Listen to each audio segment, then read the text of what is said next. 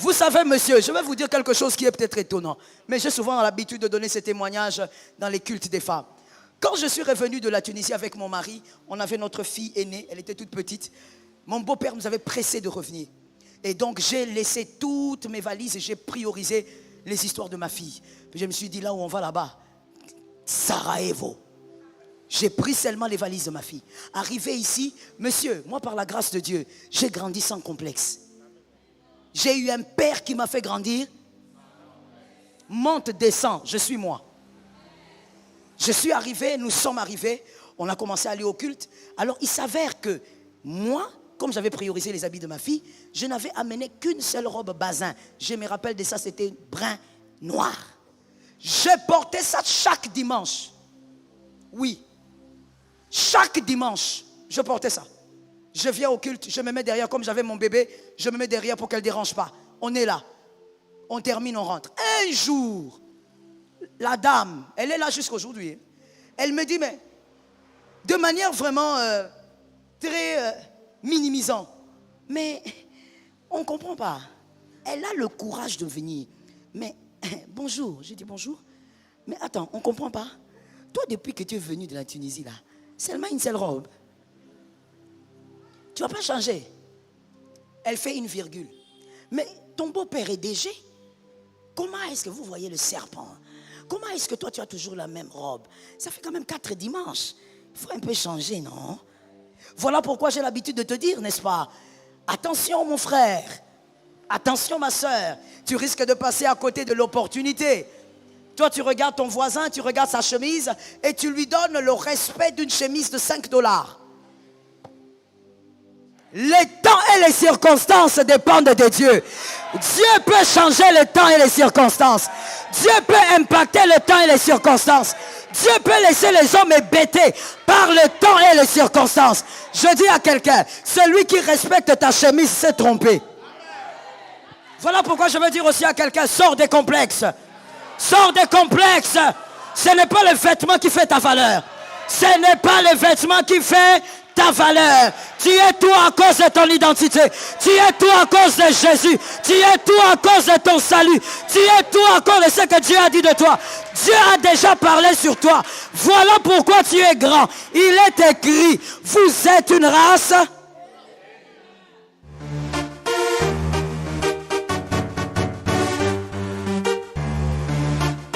Shalom bien-aimé dans le Seigneur Jésus-Christ. Aujourd'hui la servante de Dieu Joël Gloria Cabassel, pasteur principal de l'église Assemblée évangélique Nouvelle Alliance de Kinshasa, parle d'une histoire bouleversante de sa vie. L'histoire de Joël Gloria Cabassel pourrait ressembler à celle de nombreuses personnes dévouées à leur foi, qui affrontent des épreuves et des humiliations, mais qui fait toujours confiance en Dieu. Imaginons le récit de cette femme pieuse et humble. Joël Gloria Cabassel, une servante de Dieu profondément engagée, venait de déménager avec son mari et sa petite-fille de Tunisie vers Kinshasa. Elle a priorisé la valise de son enfant pour la raison qu'elle connaissait elle-même. Son amour pour le Seigneur était évident dans toutes ses actions, malgré ses conditions de vie modestes. Chaque dimanche, elle se rendait à l'église pour prier, encourager les autres, et offrir ses services. Cependant, en raison de sa situation financière difficile, elle n'avait qu'une seule robe qu'elle portait chaque dimanche depuis plusieurs semaines.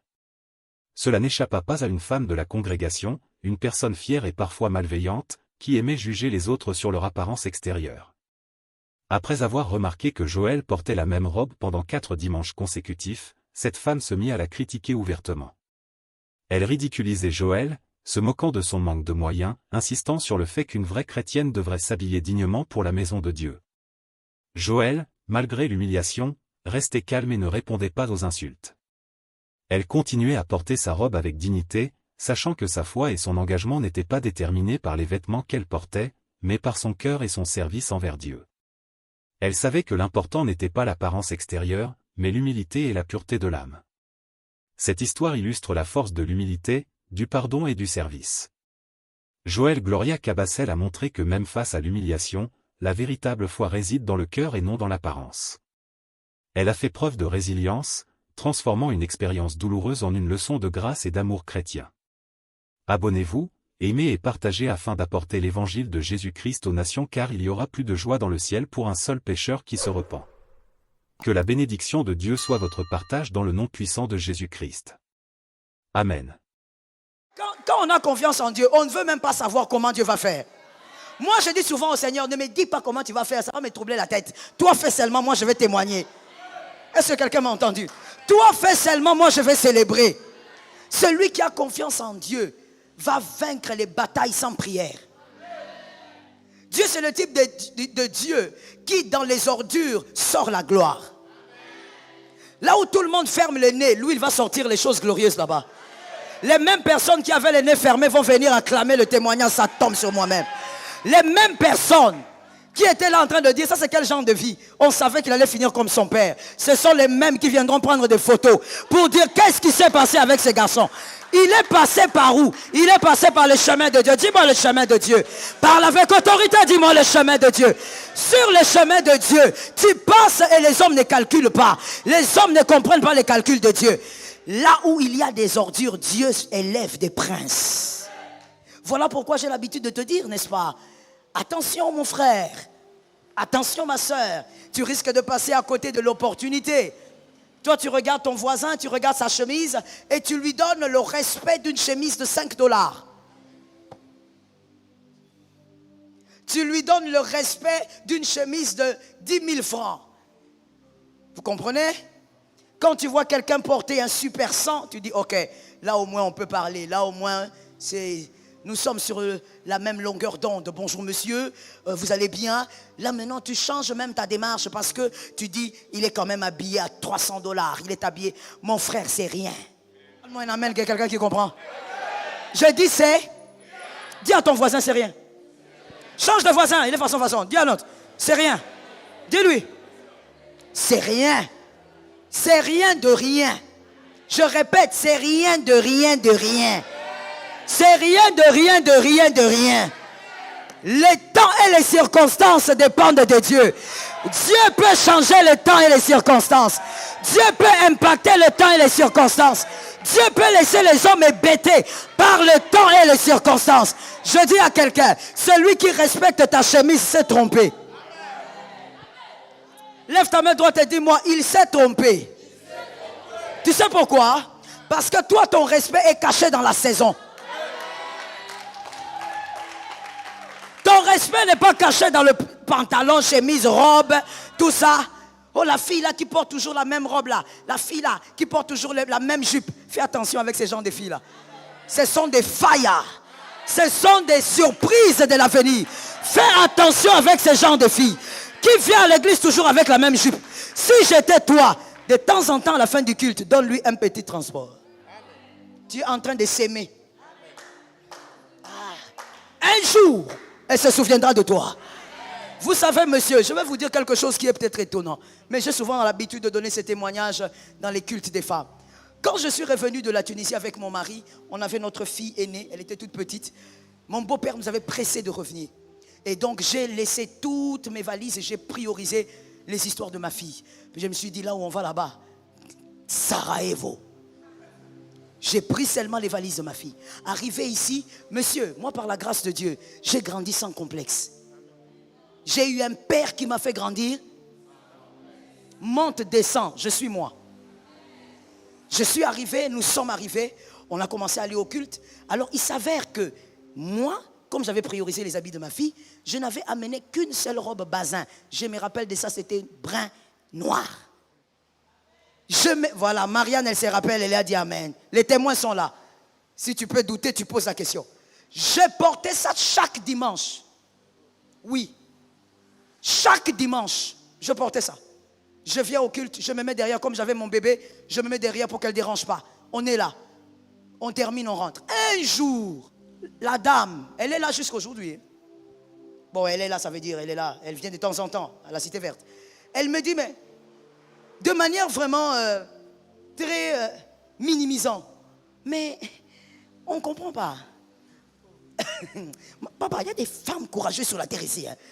Comment je dis aux hommes que vraiment, si moi j'étais un homme, j'allais rester célibataire. Les femmes ici, aventurières comme vous les voyez là, très dangereuses. Elle a le courage de venir. Mais bonjour, j'ai dit bonjour. Mais attends, on ne comprend pas. Toi, depuis que tu es venu de la Tunisie là, seulement une seule robe. Tu ne vas pas changer. Elle fait une virgule. Mais ton beau-père est DG. Comment est-ce que vous voyez le serpent? Comment est-ce que toi tu as toujours la même robe? Ça fait quand même 4 dimanches. Il faut un peu changer, non? Mon frère, elle a parlé, je l'ai laissé le temps de parler. Quand elle a terminé, je lui ai demandé, tu as fini? Il dit oui. J'ai dit, maintenant je vais me positionner pour te répondre. Il faut que je prenne la position. Je lui ai dit, tu as dit que qui était DG? Non, mais ton beau-père, hein, ton beau-père. Je dis exactement, je suis marié à son fils. Mon mari n'est pas DG, c'est mon beau-père qui est DG. Tu vois cette robe-là, je la porterai encore. Je l'ai portée, je l'ai reportée. Maintenant, mon frère, à un moment donné, mon mari m'a acheté 2 tenues là. Au lieu que je le mette le dimanche, non. Na komi ko la ta robe wana na kanda. Ténacité car na robe wana. Borole mangai. Je viens avec à l'aise. Mon mari me dit, ah mais toi aussi Jo. Je dis, mais le problème c'est quoi? Moi j'aime cette couleur ici. Hein? Lui ne savait pas que moi j'avais déjà un autre deal. Je veux montrer à quelqu'un que l'être humain, son avenir n'est pas caché dans ses vêtements. Sa gloire n'est pas cachée dans ses vêtements. Tout peut basculer à n'importe quel moment. Voilà pourquoi je veux dire aussi à quelqu'un, sors des complexes. Sors des complexes. Ce n'est pas le vêtement qui fait ta valeur. Ce n'est pas le vêtement qui fait ta valeur. Tu es toi à cause de ton identité. Tu es toi à cause de Jésus. Tu es toi à cause de ton salut. Tu es toi à cause de ce que Dieu a dit de toi. Dieu a déjà parlé sur toi. Voilà pourquoi tu es grand. Il est écrit, vous êtes une race, un sacerdoce. Tu es roi. Avec culotte, tu es roi. Avec jupe, tu es roi. Peu importe ce que tu portes, je dis tu es. Tout ce que le Seigneur a demandé, habillez-vous décent. Si c'est décent, mon frère, ne me complique pas la vie. Il est question de décence. Il ne faut pas me compliquer la vie. Oh, non, pourquoi maman? Pourquoi tu ne portes pas la jupe? Je ne suis pas à l'aise. Ah mais oui, chacun sa chose. Je ne suis pas à l'aise avec. Tu veux me faire porter ça pourquoi? Je ne suis pas à l'aise avec. Tu ne me trouveras pas avec. Tu chercheras et tu chercheras. Dieu a dit la décence, je reste dans la Bible. Si tu me démontres dans la Bible que être chrétienne, c'est seulement mettre une jupe, je vais m'incliner. Parce que moi, j'honore la Bible. Mais si tu ne me montres pas ça, c'est la décence. On reste dans la décence. Je dis à une âme, fais confiance en Dieu même quand les hommes ne sont pas avec toi. Ah, ça localise quelqu'un. Tu n'as pas besoin de quelqu'un pour faire confiance en Dieu. Tu avais aimé Jésus toi-même. Maresakaya. Tu marcheras avec Jésus toi-même. Tu seras sur le couloir toi-même. Tu avanceras avec Jésus toi-même. Tu n'as pas besoin de quelqu'un d'autre pour faire confiance en Dieu. Tu n'as même pas besoin de ton jumeau pour faire confiance en Dieu. Tu as besoin d'être avec Jésus. Tu sais ce qu'il t'a dit. Tu sais là où il t'amène. Et d'ailleurs, je n'ai pas besoin de savoir là où Jésus m'amène. Tout ce que je veux savoir, c'est qu'il est là. Que quelqu'un me dise on avance avec Jésus. Que quelqu'un me dise on avance avec Jésus. Je n'ai pas besoin qu'il me dise tous les détails là. Non, non, non. Voilà pourquoi, excusez-moi encore de parler de moi, je ne raffole pas trop des prophéties.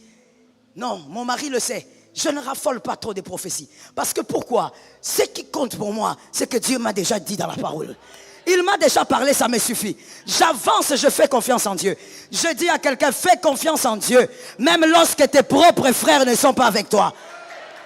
Est-ce que quelqu'un m'entend bien? Je finis en disant à quelqu'un, on ne peut pas avoir tous la même confiance en Dieu.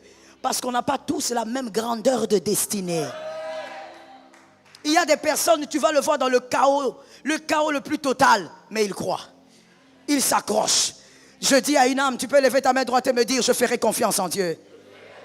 Que quelqu'un d'autre me dise, quoi qu'il arrive, je vais faire confiance à Dieu.